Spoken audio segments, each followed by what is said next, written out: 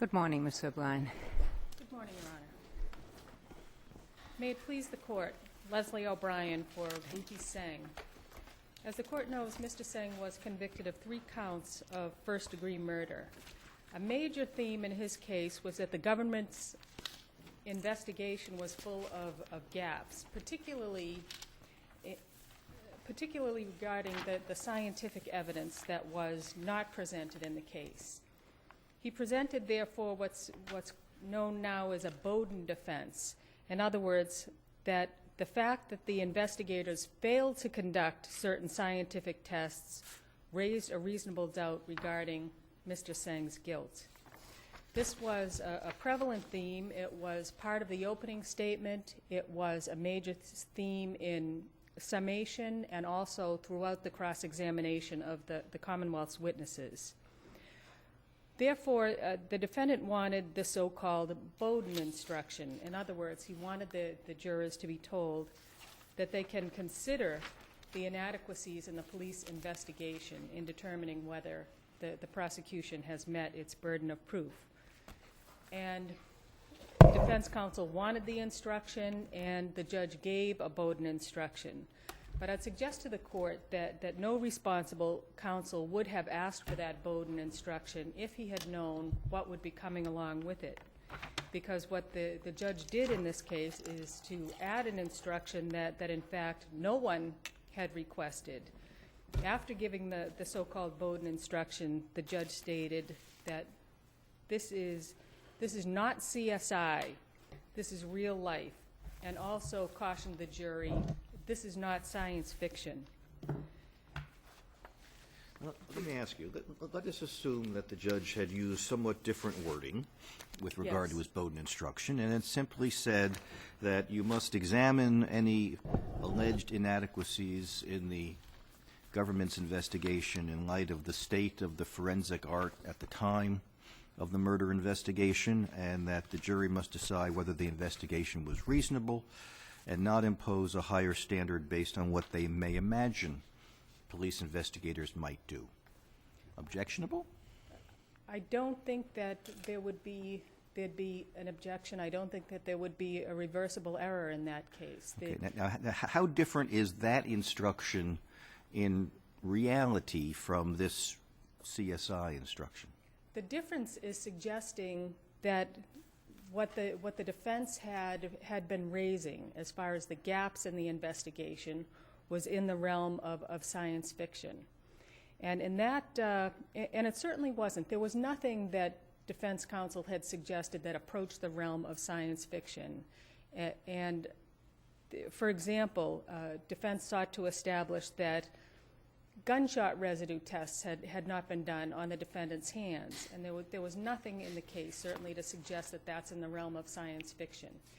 There was some discussion regarding the use of a chemical called Hungarian red to enhance fingerprints that had only been used in regard to some of the items that were tested. Certainly, nothing to suggest that that science fiction was involved. But when you take what the judge said in context, I think the judge said he was not being facetious, that this was unlike the programs that people look at on television, and I took that to actually be a statement from the judge that they should not apply an approach in which they think of it as akin to a television program.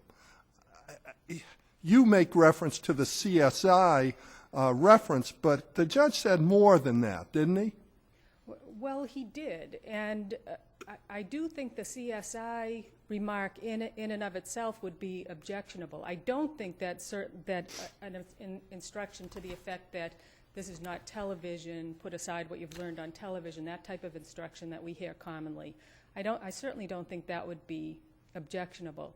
It's the suggestion that somehow we may have entered the realm of science fiction with the challenges that the defense raised in the case. That's what's Yeah, but he didn't, objectionable. in fairness, he didn't say this is not science fiction as defense counsel would lead you to believe.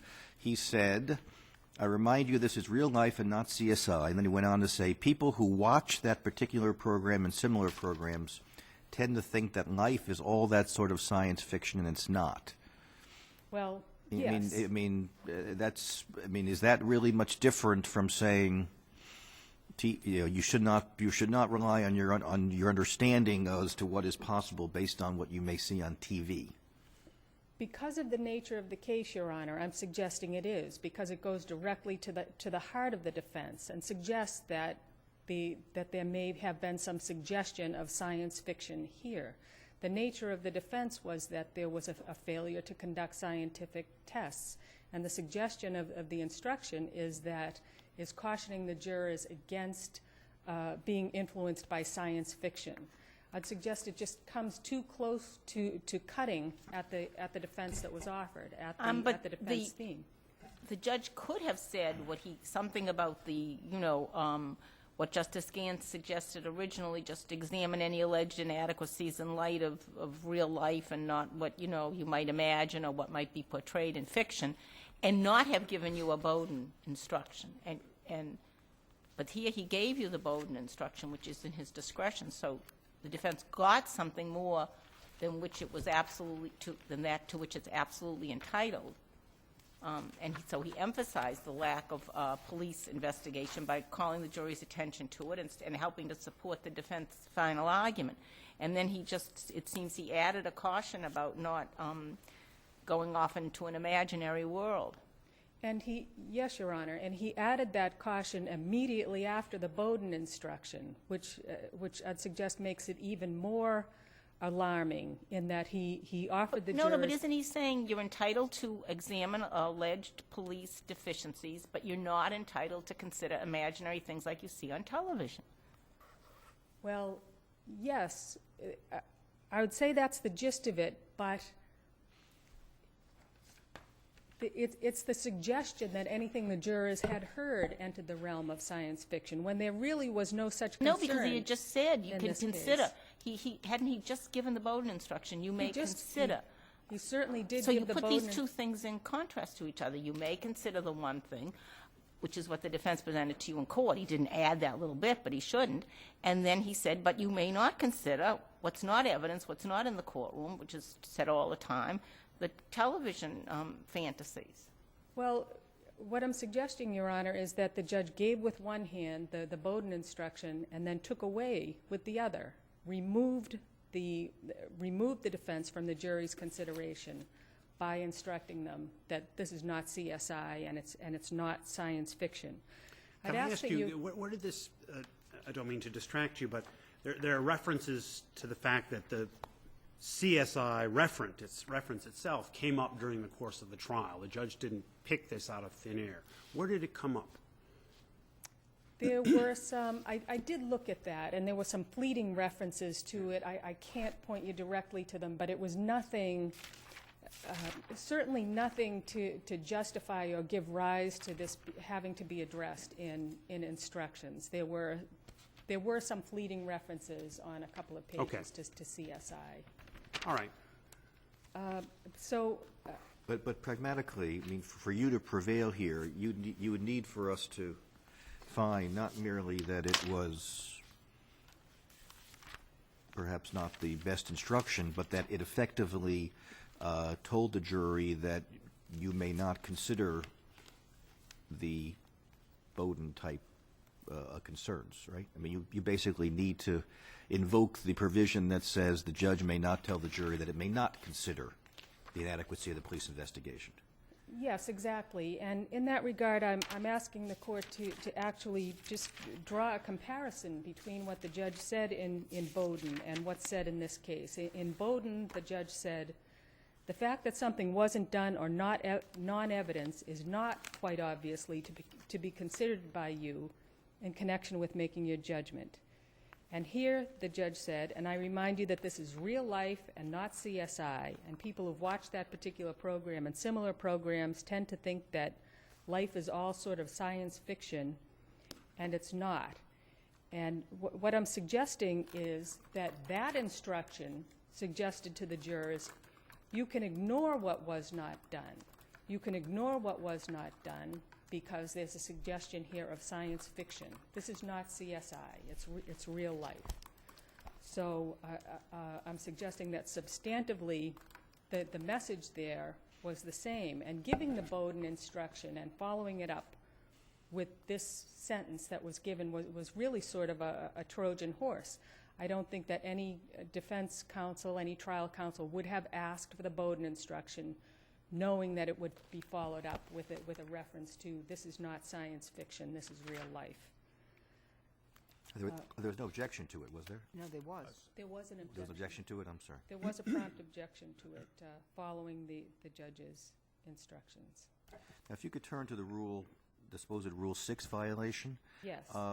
Rule 6 expressly excludes individual voir dire, which is what we had here. How do you get a Rule 6 violation when Rule 6 says this does not affect individual voir dire? Well, what I'm suggesting, I realize that that's the position that the Commonwealth has taken, that Rule 6 does not apply to individual voir dire at all. But so far, from the cases that I looked at, the court has not said that Rule 6 does not apply to cases where there's individual voir dire. The court has said that it does allow for this procedure where there is where peremptory challenges are exercised during individual voir dire. That's really the only exception to Rule 6 that this court has so far recognized. And I'd point out that if we do end up saying that Rule 6 doesn't apply at all in cases of individual voir dire, then there's no procedural rule in cases of individual voir dire. There's a vacuum because there's no other procedural rule that applies. But we do have we have cases that talk about individual voir dire. There's much case law on the subject. There is, and that's what I'm relying on in interpreting Rule 6 in relation to this case, because as I've said, as I've looked at the case law, as I've looked at Sires is the case with the footnote where the court says there was no violation by requiring the challenges to be made during individual voir dire. But what the court said there was that the process does not violate Rule 6. Those were the words that were used, does not violate Rule 6. The court didn't say Rule 6 is out the window when you have individual voir dire. But the only assume you're right. Assume that he should have said the government strikes first in all instances. Yes. The only prejudice to you would be that there were perhaps some of your strikes which you would not have needed to use because the government would have struck that juror, right? Yes, there's an advantage that would be the advantage that would be lost. Okay, but how were you prejudiced here because you didn't even use all your strikes? You had 14 or I guess there's a dispute as to whether it's 14 or 15, but you still had a strike left. So there's no juror. It's not as if there's any juror who you can say you would have struck who was on that panel because you didn't even use all the strikes that you had. Yes, that's true, Your Honor, and that's why I've relied on Commonwealth v. Brown, which indicates that where there's a violation of Rule 6, a showing of prejudice is not required. And I'd point out also in regard to Rule 6, if the Commonwealth is correct that Rule 6 does not apply at all where there's an individual voir dire, the judge can apply any rules at all in regard to peremptory challenges. For example, there would be no remedy if the judge were to decide that the prosecutor could exercise challenges after he had already passed on a particular juror. If the judge went back and said to the prosecutor, you can exercise a peremptory challenge if you wish, the defense counsel would not have a leg to stand on because there's no procedural rule that would prevent the judge from doing something like that. But the rule that you're proposing with regard to individual voir dire would actually put the defense in a better position than it is in Rule 6, because under Rule 6, which assumes that the 14 seats in the jury box will be filled, the Commonwealth strikes till content, and then they fill the panel, and the Commonwealth ultimately says, I'm content. Then the defense goes first. The defense then strikes till contempt. Under your, if what you're proposing is that the defense would never strike first. It would always strike after the Commonwealth. So it would be better off under your proposed rule than it is under Rule 6. Well, I realize that with individual voir dire, you can't reach absolute equality to the procedure that's followed when there is no individual voir dire. But the wording of the rule does seem to indicate that defense counsel's position was correct, and I'm relying on the part of the rule. It's just two phrases that I wanted to read. Each plaintiff shall at one time exercise his right of peremptory challenges, and then further down, each defendant shall then exercise his right in the same manner. So to follow Rule 6, assuming, as I do in my argument, that Rule 6 applies, that would require the procedure that trial counsel was suggesting. It's the only way that the rule could be followed in regard to individual voir dire. So there may actually be, I think, I do take Your Honor's point that there may actually be an advantage to defense counsel in that instance. I also wanted to point out that although the Commonwealth has stated that there was no timely objection here, there was an objection made. Now, Rule 6 was not, actually there are two issues here. The objection was not made until a few jurors had been passed on. But I would point out that that was, the same thing happened in Commonwealth versus Brown. The objection was actually not raised until the second day of impanelment. And there was reversal there. Also, in regard to whether the rule be named, must defense counsel say, I'm relying on Rule 6 for this objection, as the Commonwealth argues. I'd suggest that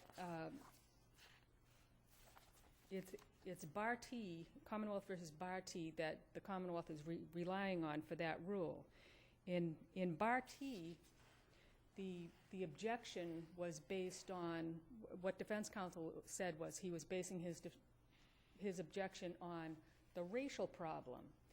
Here, in this case, even though defense counsel didn't say Rule 6, didn't specify Rule 6, it was clear enough that what she was objecting to was the procedure. And the rule guiding procedure of peremptory challenges is Rule 6. I have a question for you on another subject, if I may.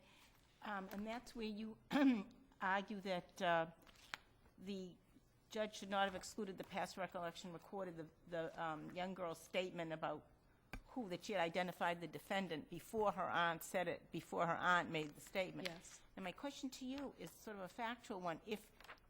If the little girl had not identified the defendant first, how could the aunt have known? The statement apparently is that the aunt knocked on the door of the apartment and said, Vuthy, are you crazy? Stop killing the kids. How would the aunt have known it was Vuthy on the other side of the door if the little girl hadn't already said it was Vuthy who was doing it? I don't know that there was evidence that she would have known. There was evidence that Vuthy Seng was in her apartment just across the hall shortly before.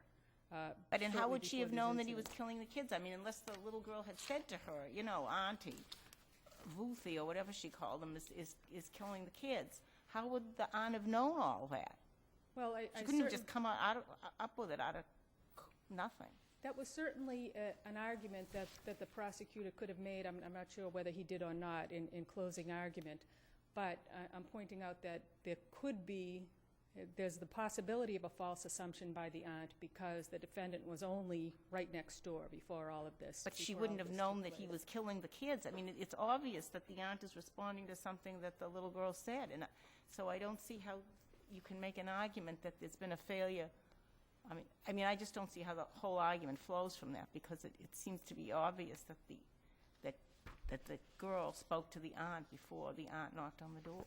It has to be a condition precedent because otherwise the aunt wouldn't have the underlying information to make the statement she did. Yes, I take your point, Your Honor. I don't think I have a better answer than I've offered. Now, why is it a prior recollection recorded? I mean, the Sathi men was questioned about it and said, no, I couldn't speak much, but I could say who did it. And so that seems not to be So this seems to be a prior inconsistent statement, not a prior recollection recorded. It was, well, of course, it was introduced, the attempt was to introduce it as prior recollection recorded, and perhaps the weakest part of that is whether Ms. Men's recollection could actually be resurrected on the stand. And to a certain extent it was, but there were quite a few admissions, I believe, in that very section of the transcript that's referred to in the briefs, that she had difficulty with her recollection. Thank you, Your Honors. Thank you, Ms. O'Brien. Ms. Johnson, good morning. Good morning, Your Honors. May it please the Court, my name is Melissa Johnson. I'm an Assistant District Attorney in Middlesex, here on behalf of the Commonwealth. Just to quickly address the prior past recollection recorded, I just would point out that I counted 7 times on direct and cross and redirect of Sathi that she did, in fact, have a clear recollection that she said the word T, which referring to the defendant Vuthy, before her aunt knocked on the door. So clearly the very first prerequisite for admission of the past recollection recorded was not even met. Would you I'm sorry. Assume it's not. Assume it's a prior inconsistent statement. At least the Mass Guide to Evidence says that we allow impeachment of witnesses not called by a party with prior inconsistent statements, regardless of whether they're there to explain.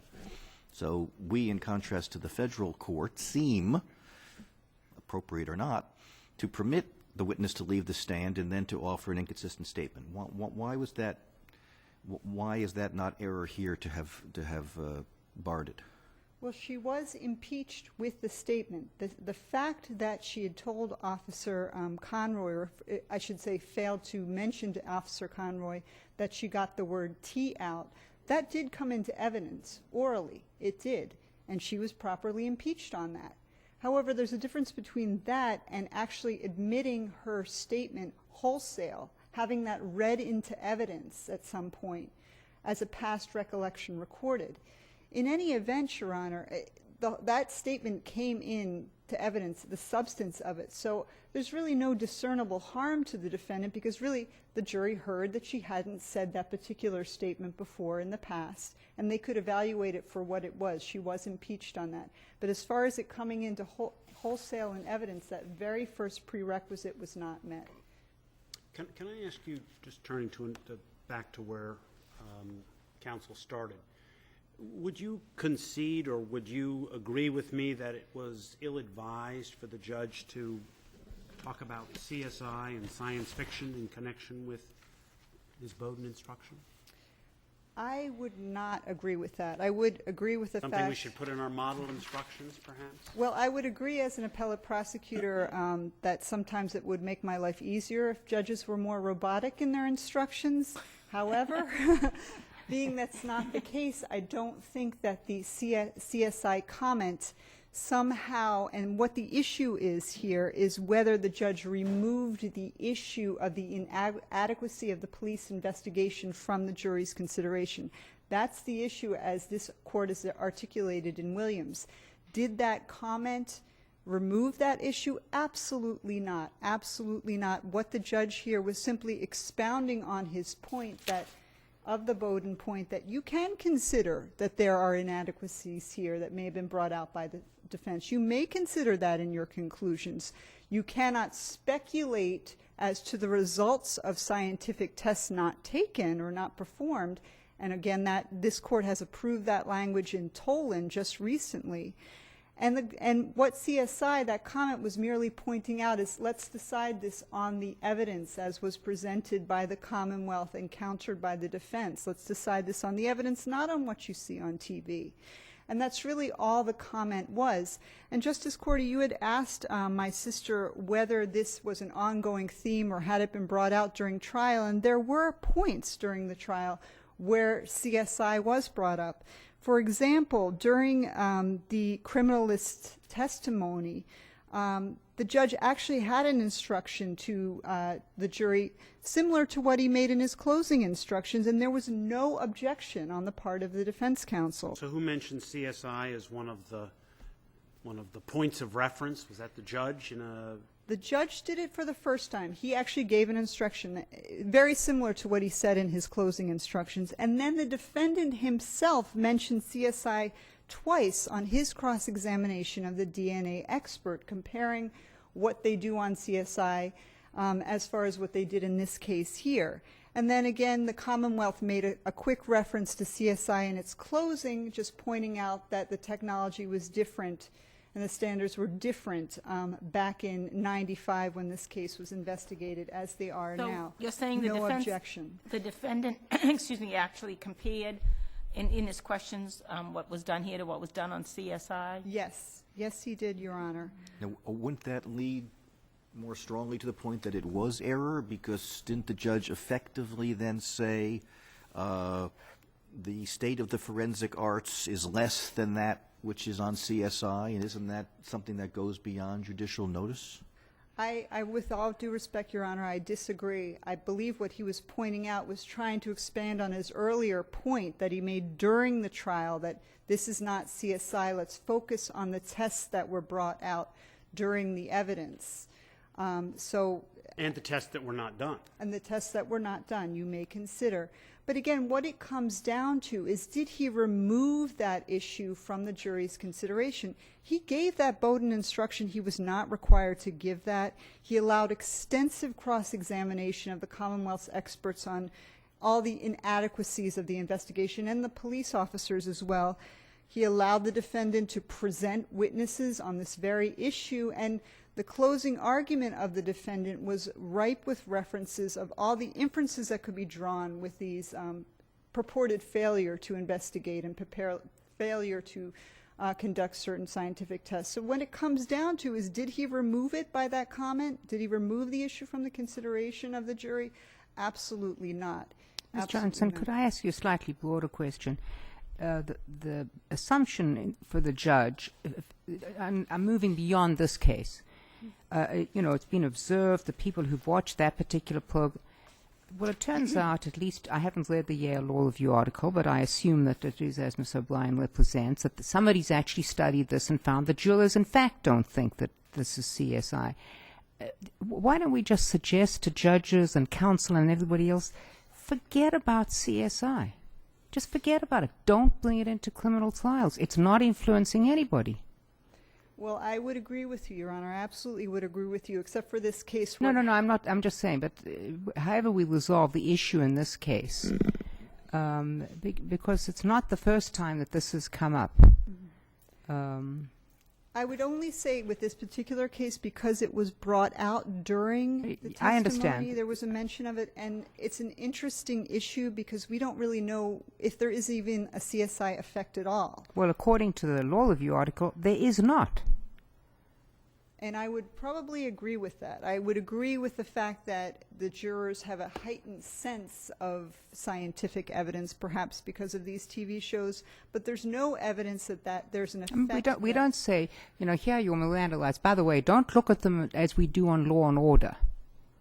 Right? It's not the Law and Order Miranda rights. It's our...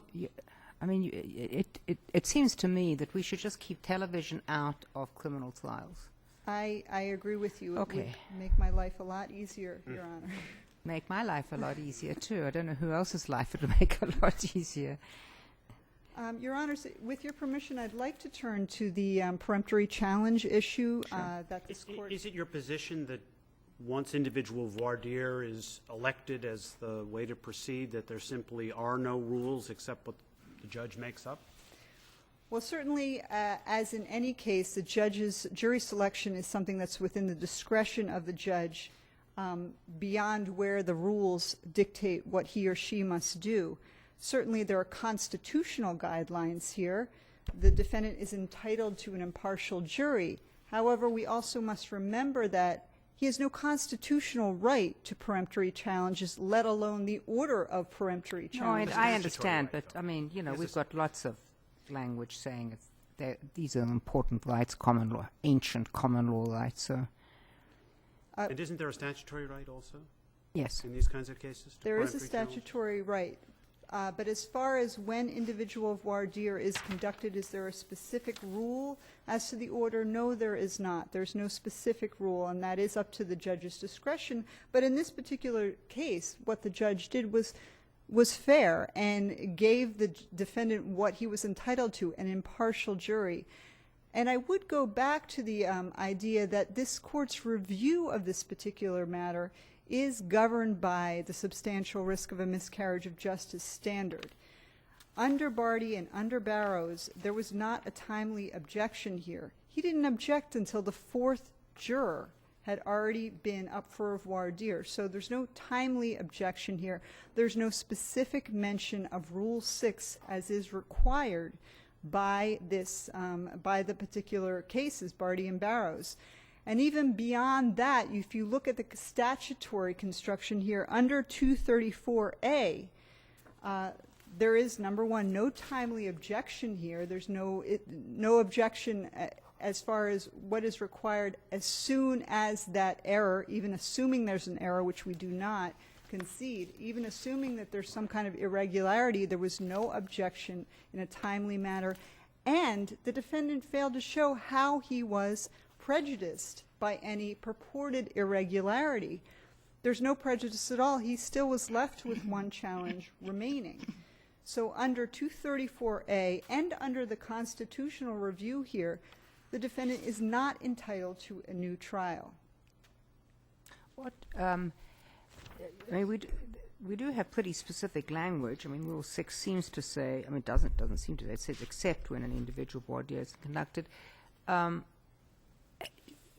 Should we rethink that? I mean, why would what Ms. O'Brien has suggested not be more consistent with what typically happens, i.e. have the Commonwealth exhaust its peremptories before you set? Well, Your Honor, the rule was changed in 1989 Right. In response to cases where they injected this particular exception where individual voir dire is conducted. Rule 6 does not need to be followed. And I believe that that was in response to a couple of capital cases where Freiberg is one of them, where the legislature must have considered the fact that individual voir dire does streamline the process of jury selection, given that in many of these cases the parties are entitled to 16 peremptory challenges. So it streamlines the process while at the same time allowing the questioning of each of these jurors, which in a sense is really more beneficial to the defendant. And in this particular case, the defendant took full advantage of that individual voir dire process. Counsel had asked or requested of the judge on many occasions, please ask these follow-up questions so that counsel could really examine each juror to see if there were any biases, if so to speak. But individual voir dire doesn't require that the strikes be done at sidebar. You could simply do individual voir dire and say you may be seated, and then when you get your 14, do it in the usual fashion. You could do it that way, absolutely, Your Honor. And at that point, it is up to the discretion of the judge. But in this particular situation where the strikes were done right after the individual voir dire, I believe in Sires and most recently in Jean-Louis, that was the procedure. The court basically said it does not violate Rule 6 to do it that way. But the only difference here is that I believe that the judge changed the order of the strikes. He did alternate having the the order. defendant go first at certain points. I think that's the only difference from what is often done.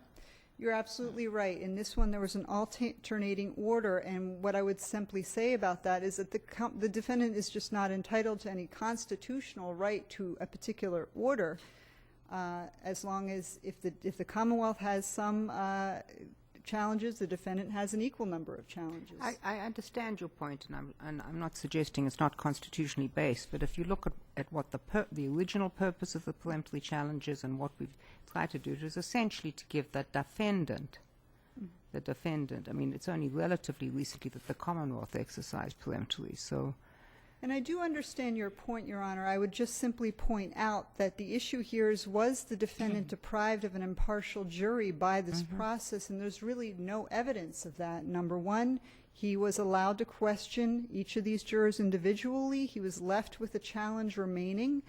So there's really no evidence here that he was somehow deprived of an impartial jury in this particular instance.